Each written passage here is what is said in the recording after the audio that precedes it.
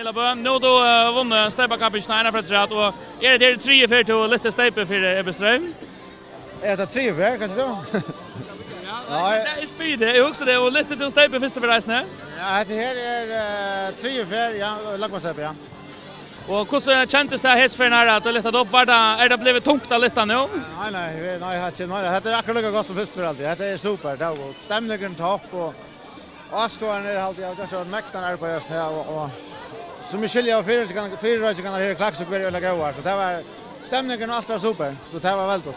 Och så var det för den av Ötlen nu då haft en röntnek och då är som spalta landslinjen och så rätt kvär och hur ska man säga utkittelskallan och hur snack kittlade i börsen och Arthur kon renna din av Ötlen där. Nej, jag var man var helt ung och var det kanske syndra arvs men man är spänd där men det är inte ordentligt lugga men man är spänd och jag hade man förbrukta positivt nu.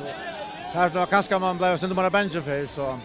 Det var onkel som hade för att det kanske inte hade så gott hemma allt att det som det kanske hade atla med landa vänjärn så där men han säger så varje läkaren så att det har det hemma allt stövne och hur så stod det ur mig när som spelade.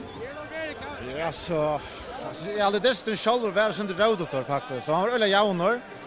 Och jag hade mest av barnligen att jag nog snägga på spel alltså spelet hade inte särskilt väl först chock och att joya fallet men det var öle spännande. Och jag vet hade Röjmel styra där hade inte stora chanser hade också skott alltså hade blivit synd det läser skott och det hade det gått nog men jag hade han på styra men det räckte hade de fullständigt väck där då.